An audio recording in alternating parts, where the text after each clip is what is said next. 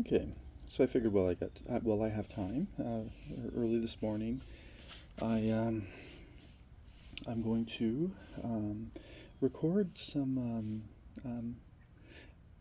I'll record some questions that I would assume are common, and then I'll provide you like with the video with the answers to those questions, and maybe at the beginning of the video I'll do a recording of what the questions are, so you can have that on your screen, and then I'll go through them one by one, and I really feel like there's this is a wonderful opportunity um, to really just explore as much of the questions and the answers, the circumstances, the thoughts, et cetera, while I'm here in this phase. And once I'm out of this phase, it'll be like everything else.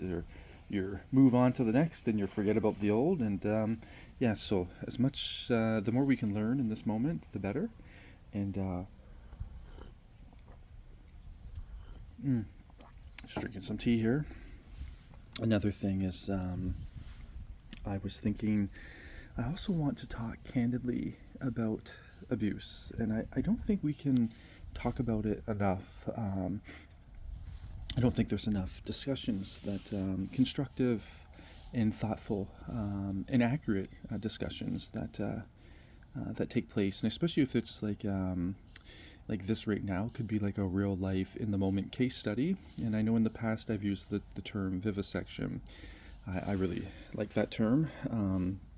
I think it's got a very negative connotation, but the way I've always understood it. So please I ask for your forgiveness if I'm incorrect, but it'd be similar to having, and this is probably a very cruel. I'm not condoning this procedure with animals, but if you have like a living animal and you're experimenting, and then you say you cut it open, so you can see like the way its spine reacts, like what's going on beneath the skin when it's exposed to different stimuli, or when it's ingesting different food, et cetera, et cetera. So you have the vivisection, so you can actually see what's taking place beneath the skin, beneath the surface, while the animal is actually alive and moving around, and going through a different battery of tests. And so anyway, I like that. I think this is something that's needed, and I find it's not just needed, but um, um, well, I don't know the proper term for it. I guess needed's gonna have to do here, but the term I'm looking for means it exceeds a need. It's essential, um, and I found this throughout my life. Similar to, say, like with relationships, for example. This is actually a really good one. So yeah. Anyways, my whole point though is my knee hurts quite bad, so I'm gonna sit here instead of walking. I'm just gonna sit here and I'll do the dictation, um, or do this recording. Pardon me.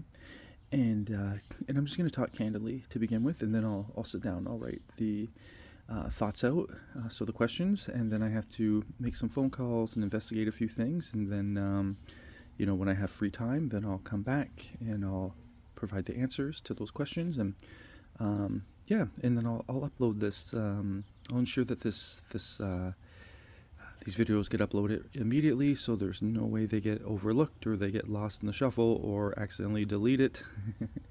And anyways, I'm quite happy that we have these moments to talk about these things, and to talk about them in greater detail and also in real time.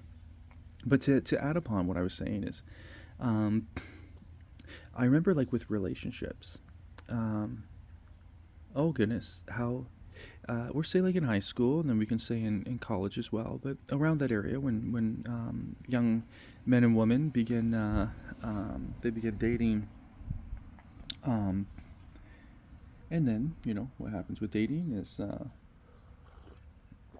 the good parts of dating, the bad parts of dating, and then the breakups. And there's so much that I remember in high school just thinking, if people only took maybe a second or third glance and just delved a little bit deeper uh, into what was going on, and more importantly into what they were actually feeling, experiencing, as opposed to what was being told to them, um, I believe it would shape, more heavily shape the way we look at dating, and actually the way we date. And for example, um, my goodness, um, so many relationships were just simply because somebody was popular, and then they just objectified, say, like, the popular guy objectified the younger girl who's very pretty. And then for those of you that have closer relationships with the individual, so you're not just looking at them like, oh goodness, like when you're watching, say, like, your favorite TV program. You're just when you watch your favorite TV program, you know the events of what are taking place. You hear snippets, you hear gossip about what has taken place. You hear rumors and so on and so forth. So you have, like you have a detached understanding of what's taking place, and so then you hear, okay, so this happened, and then that happened, and this person maybe did this with this person, maybe did that with that person, and so on and so forth. And it virtually provides entertainment. But for those of you that have like a deeper relationship with the individuals involved, you understand that what is actually shared with everybody else is usually, we like using the metaphor of like the tip of the iceberg. So like, meaning that what you see above the surface is quite small compared to what is occurring beneath the surface.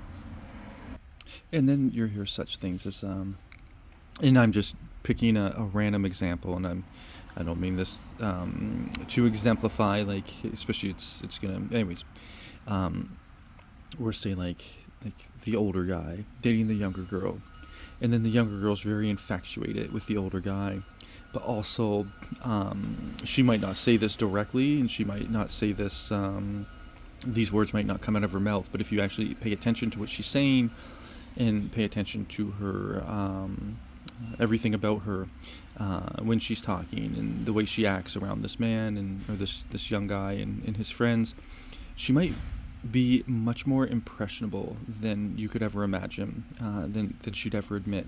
She might be much more influential. She might feel like she needs to shrink back to, like she might have a fear of this man and his friends. So virtually the influence that this man and his friends have. So there might be things that are abusive, things that are, uncomfortable for her, things that she doesn't fully agree with, but she, and I'm using the air quotes, goes along with it. Because, and this is something that wouldn't be spoken, she might feel pressure. She might feel like this is an expectation. She might have like a convoluted view of reality where she's like in her inexperience, in her youth, and in her naivety, she might feel like, okay, well, this is just the way girls should act in a relationship. And that view could be so skewed, it could be so far from the truth, and then perhaps, 5 years, 10 years later, she might look back and say, oh my goodness, I can't believe that I permitted those things to happen. I can't believe that, like that is so wrong. That was actually abuse. That was actually manipulation. That was actually control. I was actually in a state where I felt dominated. I actually had fear of, being rejected. I had fear, not so much of this man, the guy that I was with. It wasn't even so much that I liked the guy that I was with. However, it was much more that I liked the attention and I liked the popularity, and I had fear of the public appraisal. I had fear of, losing whatever qualifiers my image was receiving.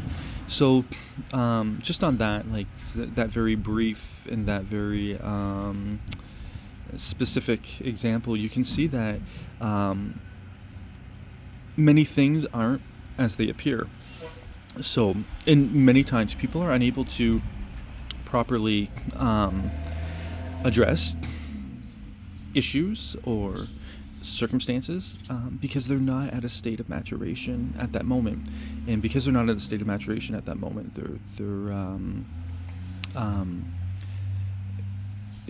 they wouldn't be able to properly articulate the way they think or the way they feel from a very transparent and foundational. I'm looking at this is cement here. So at the very bottom, like, how do you truly feel at the very bottom? And say hypothetically, say if we can rewind, we're say hypothetically this young woman is grade 9, so I think that's around the age of 13 or 14. Or say the guy she's dating is, I'm not sure. We're just for the sake of this video, we're say he's grade 12. So I don't know, what is that, 16 or 17 years of age? Anyways, in that time, with the maturity level between somebody who's 13 and 14 and somebody who's like 16 and 17, it's exponential. It's quite drastic. Same with the growth development between a grade 9 and a grade 12 is substantial. I find we start to even out more so like around the age of 20, or say 22 to 25. People start to really even out in terms of maturation and in growth, like physical growth spurts. But we're just say like if this young woman is in grade 9, and then we're say like she's reflecting and she's looking back at the age of, we're say 30. 30 is a nice number, and so it would be wonderful and it'd be interesting if the way she thinks at the age of 30, and I know it all comes from life experiences, and it all comes from her maturation comes from the choices virtually that she's been able to stand behind, and she's seen like the fruit of those choices. So from the time that she was younger all the way to the age of 30. But if she was able to have that same thought process as when she's 30, as when she's grade 9, and she's going through the same relationship, and if so, it'd be interesting to hear her thoughts, and so say, and actually, and to compare those thoughts, especially if you're talking with her when she's like literally at the age of 13, at that maturation level. So you would note in this comparison that at the age of 30, she's going to be able to speak more from the foundation. So like as I'm focusing in or zooming in on the cement here, the foundational thoughts would be, I really don't have a connection with, and we're called the guy John Doe. I think that's a that's a nice common name for anonymity. So anyway, so she might say, I really don't have much in common with John Doe. So she's speaking down here, and there just happens to be a pot with flowers here. So raise it up, and we're saying that would be like her 13. The pot of flowers would be her 13-year-old perspective, and she'd say, "Oh my goodness, John Doe and I have everything in common. He likes football, and he likes joking around with his friends, and I like joking around with my friends." And yeah, I'm really not too sure on how 13-year-olds talk, in all honesty, but say it's along those lines. But she's not speaking from a foundational perspective at the age of 13. She's speaking from, a perspective that's been heightened, that's been raised up. And then she might say, or say the 30-year-old that's in the grade 9 body, she might say, well, in all honesty, I don't really feel comfortable when I'm around his friends.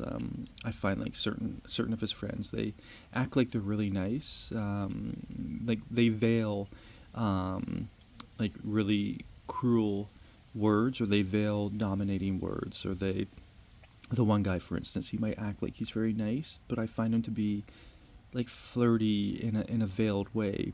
So it's just, I can see that he's got no loyalty to his friends, and he actually has nothing but like he sees me as like an object. He's objectified me, and it's quite transparent from the words that he's spoken, and then go resort back to that young, the grade 9 woman who's literally at that level of maturation. She may say, "Oh, his friends are all really nice, and you know, his one friend, yeah, he teases a lot.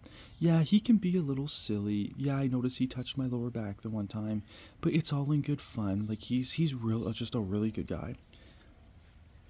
And then back down here again, she might say something like, so the 30-year-old version of her might say something like, this is it's a performance, and in all honesty, I'm kind of drained and tired.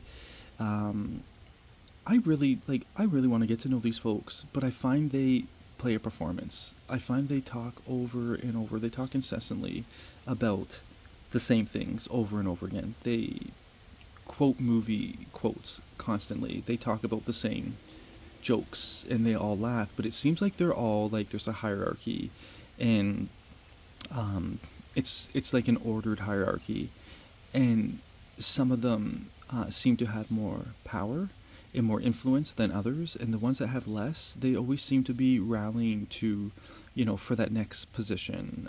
They seem to be like they just go along and come into agreement with what the other ones say. And in all honesty, I really would like to just sit down and just have like an honest conversation. I would really just like to. There's so much going on in my life right now, like with the the transition from primary school or grade 8 to high school or grade 9. It's really a lot. I'm in a whole new collection. I'm in a much went from having like a small group of friends in a smaller environment, and we had our own little niche, and or niches, and we just all really got along very well, and we all knew each other quite well, and we always knew what was expected of us. But now I'm in like this larger pool with more kids my age and also older, and there's just a lot of pettiness. There's a lot of drama. There's a lot of control. There's a lot of manipulation. There's a lot of gossip. My goodness, and gossip really has a long-lasting effect. It can really assassinate somebody's character. But also too, there's a lot of confusion. Like I'm really not too sure. Like I know some people, they talk about university, some people they talk about careers, and I just don't know if I'm able to think in that direction. And I'm not sure, is that wrong of me to not be able to think in that direction? Is that normal?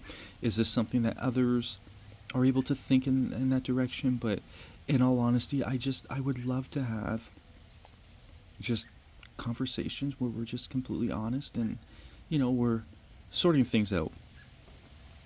Then it goes up here to the young woman who's at the maturation that she should be at that age, and she'll just say, "Oh, everything's so exciting." Oh, their group of friends, yeah, he's more popular. Some of their guy friends are more popular than the other guys, but they're all like really tight friends, and oh, they're hilarious. they they I don't know, insert movie quote here. They like, that's such a funny quote, and they always say it. It just lightens the mood. It keeps everything really light, and and then her or his friends, they're just like, they're very supportive of each other, and but my boyfriend or this guy or that guy, they're more like the leader in the group, and they know how to lead properly, and and oh yeah, no, it's exciting going from grade 8 to grade 9, and I just find like now that I'm in grade 9, it's I find like many girls can get jealous of me, and there's a lot of things going on, but overall, like it's exciting, and I'm in the moment, I'm enjoying the moment, and I'm enjoying what I can get from everything, kind of deal. Okay. Anyways. So it would be the same person, but different maturation, different level of maturation in both people. Same circumstances, once again, different level of maturation. And because it's a different level of maturation, they're actually going to see things differently. They're going to describe things quite differently. And I find like the young woman, who's literally the age she should be and the level of maturation she should be, will speak about things from a more flowery perspective. She'll think about things from a perspective that's raised up, So it's not parallel or in alignment with the foundation. It's not parallel or in alignment with the true reality. It is an exaggeration of reality based upon a misperception, or immaturity, or this or that. And then I find that 30-year-old woman who's, back in reliving the grade 9 the grade 9 experience, and to that 30-year-old woman I'd say, oh my goodness, I feel your pain. you must be doing this for an experiment, and they must be paying you a lot of money to do this. Anyways, but she's going to think more from the foundation. She's going to think more in alignment with the actuality of what's playing out around her, because internally she is going to be more grounded and more settled inside. She's also going to, like, her testimony versus her testimony, or her recount versus her recount, is going to be more trustworthy. And not just for others to listen to derive deeper levels of information, but also for herself to listen to. Her recount would not be one that could be overly trustworthy, because it's infused with, and it's highly augmented by her feelings, but also her lack of I'm not sure what the proper word would be, but it just means like your lack of properly identifying and comprehending like what is truly taking place. So it's once again augmentation. That might, I don't think that's a great word for it, but it'd be like a skewed version of reality, and so you're never getting to like the foundation. So she's unable to get to the foundation at that age anyways. And so anyways, so that is, so short story long, I shared all that to state and to exemplify. I think I'm in a really privileged position in this moment, and by privileged position I mean I'm in a position where I can talk about something that doesn't really get talked about much, and I can provide some information and some details that I believe might be comparable to, let's say, from here to here, so more on the foundation, to whether it be homelessness, or whether it be abuse, or whether it be impoverishment. Anyways, so the things that I'm currently going through, so I see this as like a blessing to go through, in as much as the proper information is derived from this, in as much as it's similar to like somebody making a mistake, and people saying, oh my goodness, you don't realize how terrible it is that you made that mistake. And oh my goodness, you don't realize how terrible it is that you made that mistake. And then other folks coming alongside them saying, well, wait a second, that error that you made can be the most wonderful learning lesson, in as much as you learn the lesson from it. And then once you learn the lesson from it, and then you can share it with these folks over here, and then it can really prove to have much value, as everyone can look at it, and then it can help change our society for the better. It can help others who might be going through something similar. They can learn from each other's mistakes, or the lessons that each other have learned. There can be so much value in it, and especially if you're able to speak about it from a level that's very candid and very transparent. And the more candid and transparent it is, or I should cancel the candid, the more transparent it is, the deeper the depth, the more people you're going to be able to reach, and the more people are going to be able to relate to it, and then get something from it. So, but if you don't learn the lesson from it, then it's not a good situation to be in. And And I'm happy we got this this little example here. So I'm going to be doing this through this video, and we'll see how far we get. My goal was just to come out here to sip on my tea and then just talk candidly. And part of doing this while I'm in this experience is to reveal and expose my thought process. Once again, using that term vivisection. I love that term vivisection. Not if it's got the negative connotation.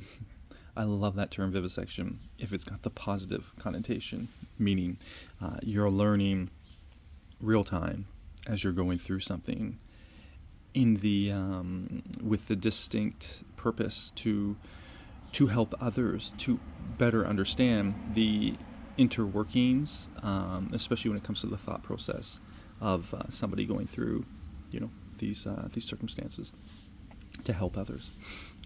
And so, yeah, let's just talk. So right now, and I'm going to be very honest in this video. And when people say, "Oh, well, aren't you always honest?"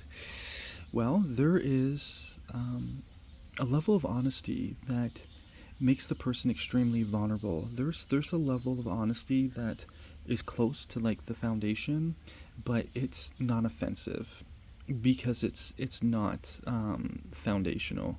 So people can take what they want from it, and they can interpret what they want from it. But then there's a level that it's foundational, and it's very hard to misinterpret.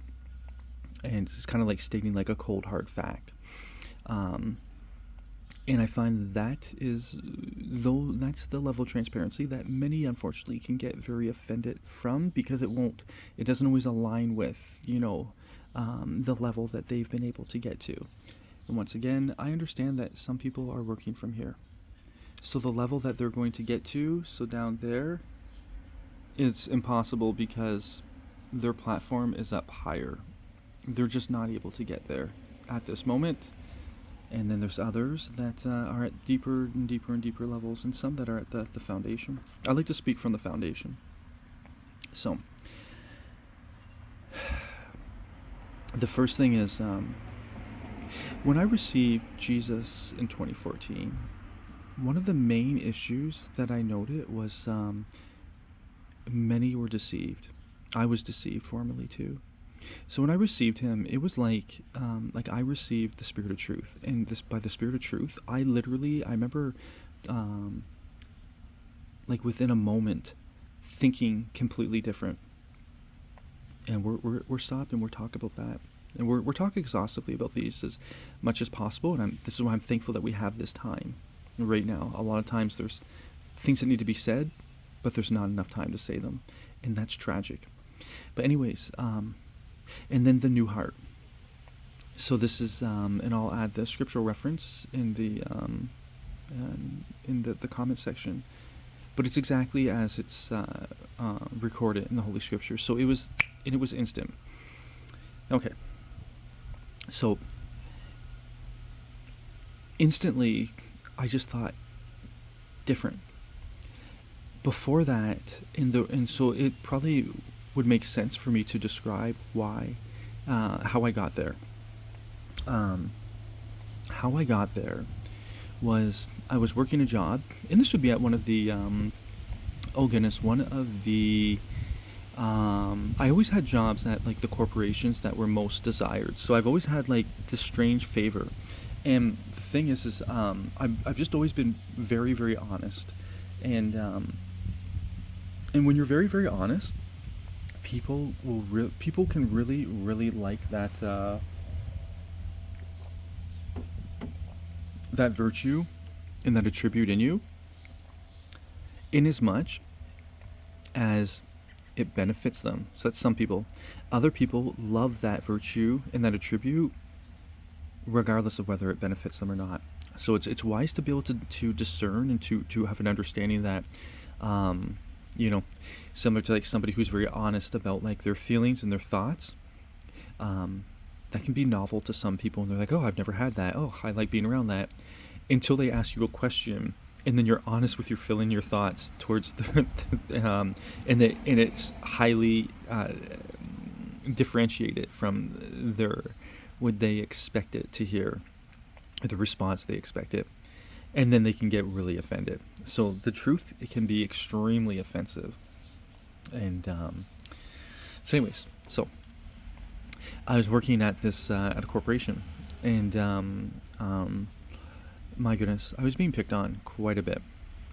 And so we're talking about abuse, and I'm going to try and stay in, like, I'm looking at this line here, try and like a tightrope. I don't want to. I could veer way to the left, I could veer way to the right, I could go off on tangents. I'm going to try and, like, for the sake of I'd like to say for the sake of brevity, but I don't think it's for the sake of brevity. I think it's just for the sake of, like, this topic. I'm going to try to remain candid, but also focused.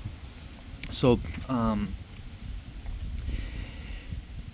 while I was there, so I'd get picked on quite a bit, and I'll explain one situation, and this is something I normally wouldn't want to share, because I want to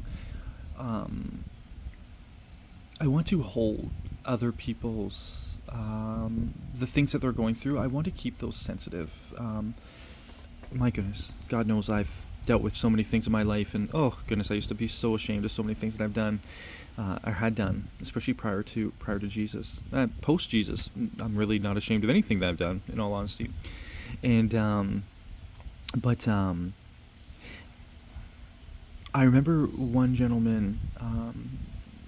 He would be like in our group, he would be like the alpha male, or he would be the dominant personality, and he took a shining to me. There was a few guys that would, they would kind of probe and ask questions, and I could tell they just don't really like you, but the verdict or the consensus isn't yet out on you, so they're not going to pick on you, or they're not going to be cruel to you if the alpha male and the majority of the folks like you. But the moment you have no favor with the alpha male and the majority of the people that that you work with, then those personalities will come in and they will treat you like you're subhuman, and they'll be vicious about it, and it puts you in a very precarious predicament, because if you go to speak to anybody about it, they understand that they have like the consensus, they're able to say, oh no, it's all in him, it's all in his mind. And then when they ask the other folks, they'll say, oh no, that guy's the problem. So the reality that the supervisors, the directors, the higher ups that they receive is actually it doesn't have to have anything to do with the true reality of what's taking place. It has everything to do with the reality that's being collectively spoken, and so it can put you in a very precarious predicament. And then when I speak from this level too, you can see how flimsy our realities truly are, and how much our words and our testimonies really have, on the corresponding reality around us, and can have on I'm looking for a specific word, on the, I was going to say of justice, on the execution of justice, perhaps. That's it's okay, that word works, but there's a better word for it. So anyway, so the one man, he always wanted to go for walks, and he was going through some deep things. I wouldn't have known at the time, but we went for a walk outside of work, and he was just sharing some things, and he ended up having some drinks, and back then I drank, and then he ended up sharing about some really deep things that he was going through. He ended up confessing a lot of just a lot of deep things. So his life was pretty much in shambles. So I could see now why work would be such. And like I said, I'll talk very candidly about these things. And in the past, I want to add like a note to this. That in the past, I wouldn't have been able to talk candidly about this. I would have thought I was talking candidly, but I wouldn't have been able to, because I was full of so many emotions and so much hurt, and and all these different things. So like the hurt and the emotions would virtually be infused, or they bleed into the way I was speaking or the thoughts that I had, and they would really skew, this right here. They'd really skew like the foundation of what needed to be talked about. So anyway, a lot, and I'll just leave it at that. He was just going through a lot, and it had a direct and dire impact on his marriage, a direct and dire impact on his relationship with his children, and his life was pretty much in shambles. So now looking back at it, it makes sense why he was very probably aggressive to maintain and to acquire and maintain that position of dominance and that power dynamic of being like the alpha male. And he acquired that. He was a bigger guy to begin with, but he acquired that more because of it wasn't, I wouldn't say he was the most like there were certain folks that maybe seemed like they had I think they were maybe more is it acute, more anyways, we'll just say like the way I perceive things is when we talk about like an alpha male, the society talks about an alpha male, they always talk, it's usually like for the brawn, the person who's more physically dominant. But there's also other layers to it, where somebody can be psychologically more sharp, or they might be emotionally more, they might be like emotionally more mature, which gives them a surer footing, especially if they're talking, or debating, or as they call it, verbally jousting with another person. But they could also be even like spiritually more dominant, or just more aggressive. There's many different things that people can use to, virtually to esteem themselves as higher. Anyways, but after that conversation, I felt really, really awkward, and I admittedly, and I wouldn't have, like, back then my reasoning behind it would have simply been, I just felt we got too close. I felt like he divulged too much, and by him divulging too much, I felt very uncomfortable. I think very, very uncomfortable.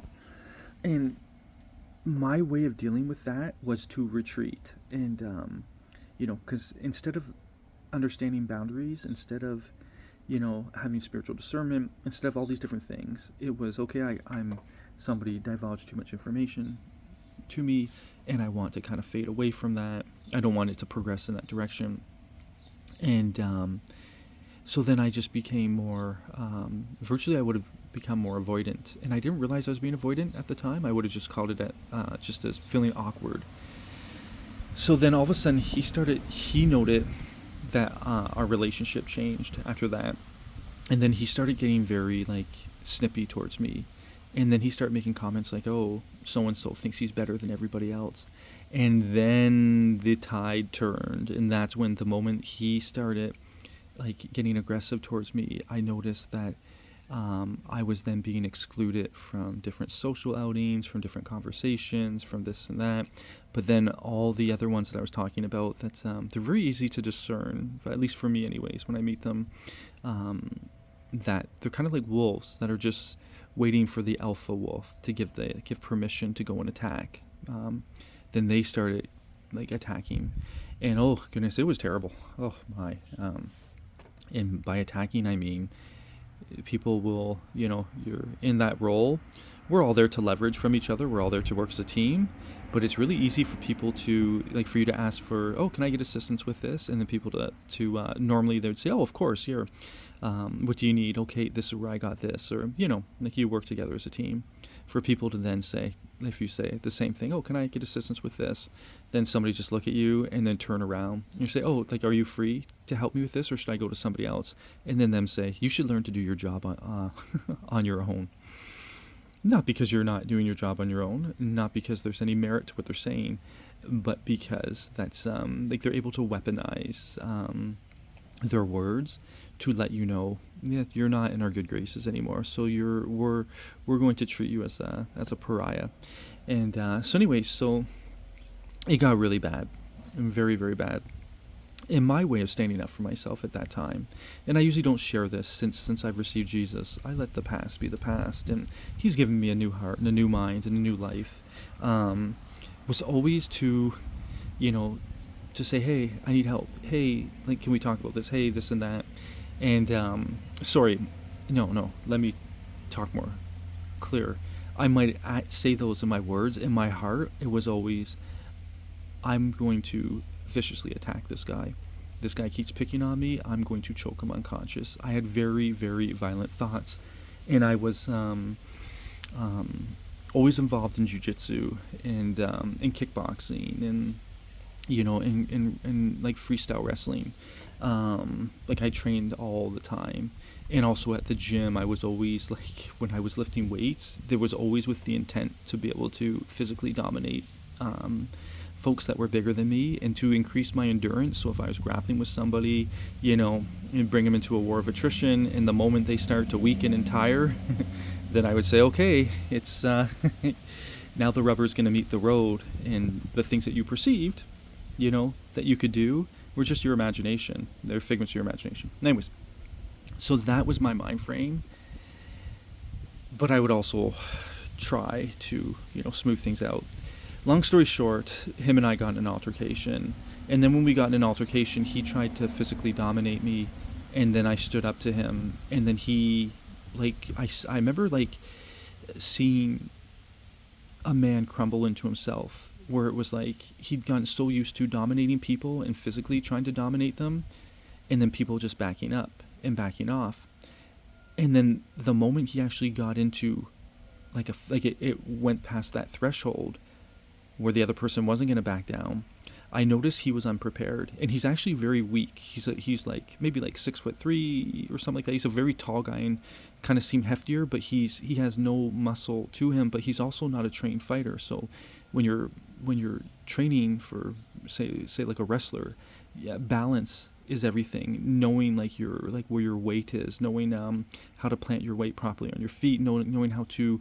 Anyways, balance is very important, and it's not all just like your muscular state, but your muscular state also helps as well. But he collapsed into himself, and I remember looking in his eyes, and I felt nothing but pity. I remember thinking, oh my goodness, this is just a mask that you've worn all these years, and you've probably dominated a lot of people. You've probably hurt a lot of people. You've probably, gotten manipulated a lot of folks, and nobody's ever stood up to you because you used fear to dominate them.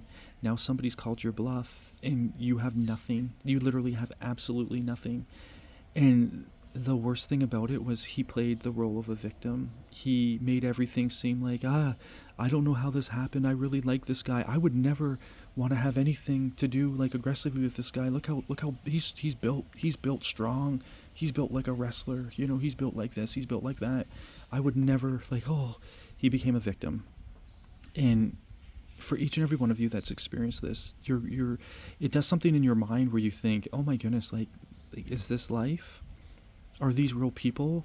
Or are these just mere characters that are taking on roles and they're looking to dominate other people because they're hurt inside? The strongest thing a strong person can do is face the things that try to dominate them inside, is to face their insecurities. It's not to dominate another person. And anyways, I was let go from that job, and it was quite bad. Quite bad. And I remember thinking, oh my goodness, this is terrible. Oh my goodness, my life is over. Oh my goodness, that couldn't be any worse. All these different things. And then I remember thinking, and it was similar to, it would be like having my thoughts up here all the time. And then every now and then they go like this, and then up here. And then every now and then, just like this, for a brief moment, kind of like somebody turning on a flashlight in a dark room, and then you see something, but then it goes dark again, and then you're thinking, oh, I think there's something over there, and then the flashlight goes on again, and you look over and you see something, you're like, oh, I think there's something over there. Then it goes dark again, and finally you go off course and you start walking towards that direction. And then the flashlight goes on again, and the closer you get to it, the more you can see it in transparency. Or sorry, the more you can see it in clarity, not transparency. And it was like up here, oh, my life's over. Oh, I can't believe this happened with this gentleman. Oh, I can't believe, I'm no longer working at this job. Oh, I'll never be able to afford this. I'll never be able to afford that. Oh, woe is me. Oh, I can't believe people are so cruel. Oh, I can't believe, oh my goodness, the list goes on and on and on and on and on and on. A lot of tears, a lot of heartbreak, a lot of downward spiraling, a lot of just all these different things. And then also I finally was able to focus here, and it was like, wait a second. I had the opportunity to live through what, like, it seems like majority of people that I talk to, when we go from here and then when they talk behind closed doors, they're extremely depressed. They're extremely miserable. They have these wonderful jobs. A lot of people have really wonderful jobs. They're very aggressive, and they aggressively pursue these jobs. They aggressively pursue, paying off their mortgage. They aggressively pursue all these really wonderful things, and there's absolutely nothing wrong with those things. But inside, they're full of fear. They're full of anxiety, and they seem to be in relationships with people that they don't respect. They seem to be talking about things that they don't fully agree with. All of them seem to have all these dreams and visions that are just laying dormant, like inside of them. They're not being pursued. They're not even being noted. And I'm just going to I feel like giving a weird metaphor for this. And sorry, by weird, I mean weird for me that I would think in this direction, but I will say it. But it's similar to having like a room of 100 people in a house, and you walk into that house, and all these people are they're performers. They're flatterers, they're performers. They're all running for themselves, and they're all just looking for the next, the next big thing. So if you're, say like the star football player, they just want to talk about the game-winning touchdown pass that you threw. But it's all about the moment. It's all about keeping the spirits high. It's all about, talking about the things that are external. And then in that house, there's one person who's a dear friend. And we're saying this example. There's a young woman who's actually a dear friend, and she loves you. She cares for you. And she doesn't care about all all these other superficial things. She cares about how you're actually doing inside. She cares about, how you truly feel as a person. She cares about the foundational things.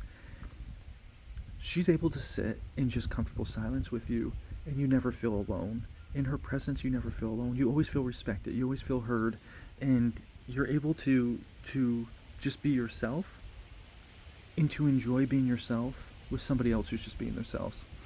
So it'd be similar to like going into that house, and you really desire to talk with her, but you keep being drawn to this conversation, that conversation, that conversation, that conversation. And every time you look over, you can see her just sitting in the corner. She's not rallying for your attention. She's not trying to fight, to get closer to you. She's waiting for you to come to her. That's what I really felt about, the way I was living. And I really felt that way about the way many people were living. And I remember thinking, it's really hard to keep focused down here, because so much of my life has remained focused up here. Then I was thinking about depression. And I was thinking about, what do I truly believe in? And my thought was, I believe in, and so first and foremost, I remember thinking, I claim the name of Jesus. I say I serve God. I hear from God from time to time. I'll pray, and supernatural things will happen from time to time. Like, I'll pray with earnesty. But majority of my life, that would be a small percentage of my life and of my day. Majority of my life and of my day is focused on what I want, what I desire. Focused on getting into these problems and then whining and complaining and saying, oh, I don't want to be a part of this. And then, exhausting all this energy and time to get out of that problem. Majority of my life is, and I'll share this example. I remember driving with some friends way back when I was younger, and we were clearly at the age we were able to drink. And these were guys I really, not all of them, like some of them, like I respected them, like I liked them, but a few of them were running for themselves. I guess all of us were running for ourselves, but a few of them were doing things I didn't respect at all. And unfortunately, back then I had that attitude of, oh, they're my friend, I'll just, I'll just let this slide, which I don't agree with that at all anymore. And but I remember like driving to another, we drive to another city where there's like these bigger dance clubs, and so we drink, and then oftentimes we drink in the vehicle as we went, and it's a terrible thing to do and to be a part of. But I remember, it was that raucous conversations where, we're very, raucous, very boisterous. Everybody's just talking over everybody else, and it's all about, glorifying things that shouldn't be glorified. And I remember sitting in the back seat the one day, and I was looking out the window, and I just had this imminent sadness, and I was thinking, I don't belong here. This is not where I want to be. I like the people, but I don't like these conversations. It's like in my life, I don't want to look back and see that I can tell in this moment. So this would be going from this thought to this thought. In this moment, I'm wasting my time. This is a waste of potential. It'd be better if I was at home on a Friday night studying, or going for a jog, and then going to bed early, and then waking up early on Saturday, and doing something productive. Like this is terrible. I don't like this, and I don't agree with these conversations, but I feel like I have to agree with these conversations because, this is what these people around me, my friends, this is what they enjoy, what they want to talk about. So anyway, I had those glimpses, and I remember thinking, I don't truly serve God. And back then, I guess I would have, it's hard for me to recount this, but I would have still believed that I serve Him enough. But I didn't read the Holy Scriptures. And I remember thinking, so there was a few, this is really difficult to say, and I'll just, I'm probably not going to say it in those words, but there were some folks that came to their end, and they made choices, or a final choice. And I remember thinking, I was around them, and I was thinking about the one gentleman, and I was thinking there was a lot of cries for help from that gentleman. Like we had such a good rapport. We really did. And we got along really well. And I know he was getting picked on quite a bit. But I always was so focused on my own life, and focused on the things I was doing, and focused on finding, I'm talking back in high school, finding comfort in numbers so I wouldn't stand out and wouldn't be picked on. That I missed opportunities to be there for this young man. And I remember thinking, so he made that choice, and these are, back then I struggled with these thoughts as well. And I remember thinking, this is what I believe in, is I want to dedicate my life to help those, or to find the root solution, or the root cause and solution down here, as to why it could get to such a point where somebody would find that to be the best option, and why where we're failing people in the sense of where they don't feel like they have anybody to talk to. And I remember thinking, well, I have always known God, so I'm just going to leave everything, and I'm going to seek Him.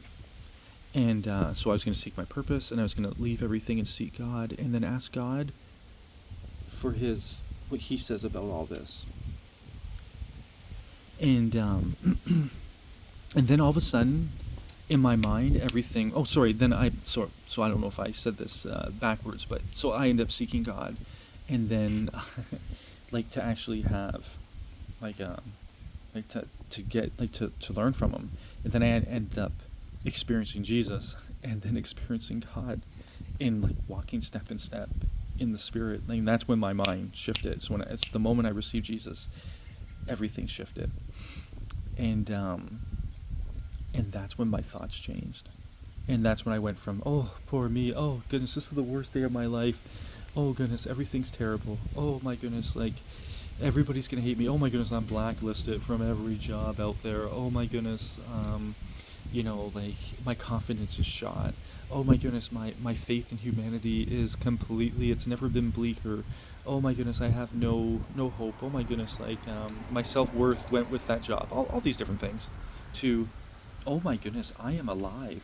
Oh my goodness, like those things happen, but if I'm really honest with myself, yeah, they were highly predictable.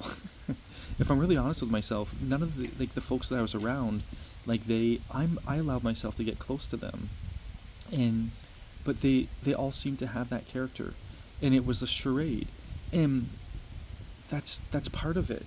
Like that's it's kind of like being around a group of gossipers. Um, why would I feel upset that they gossip about me? Like they were always transparent about that. It's just I thought that they would never do it to me. So the lie that I believed was just that I was the exception. And then I just realized, I don't agree with these things, but I love these people. And I'd love to see them set free from this. I'd love to see that one gentleman that opened up about these terrible things in his life. I realized that he wasn't facing any of those things. He was talking to me about them, but even the way he was describing them, there was a lot of hate, there was a lot of bitterness, but it didn't seem like he was willing to drop the facade and expose his vulnerabilities in an attempt for reconciliation. It seemed like the walls were really high. Oh my goodness, everything is actually rather more transparent than it was before. And then, oh my goodness, like today is literally the next day in the rest of my life. Like there's so much potential here, and perhaps like that's not the direction that I'm supposed to go in. Perhaps like that's not the career that I'm supposed to be in. I don't know, but the thing I do know is by sinking into these things and having these thoughts and ruminating over all these different things, it's just chewing up my time, and it is exhausting my energy, but it's also jading the way I perceive the world around me, and oh my goodness, it is having such a dire impact on the way I feel about myself. And then when I'm around people, I seem sullen, I seem vapid, and then people respond terribly to that. And oh my goodness, there's so many things down here that I'm just literally not facing.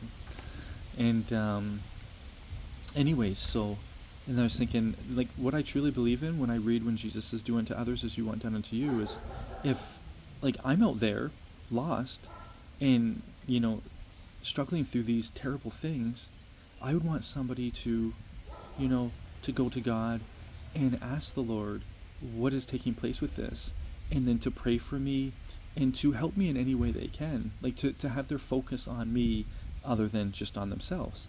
But I'm not doing this to others, so I have to be the change I desire to see, and it's extremely and exceedingly difficult. Oh my goodness. So I'm almost at the 1 hour mark for this video. I think it might conclude shortly.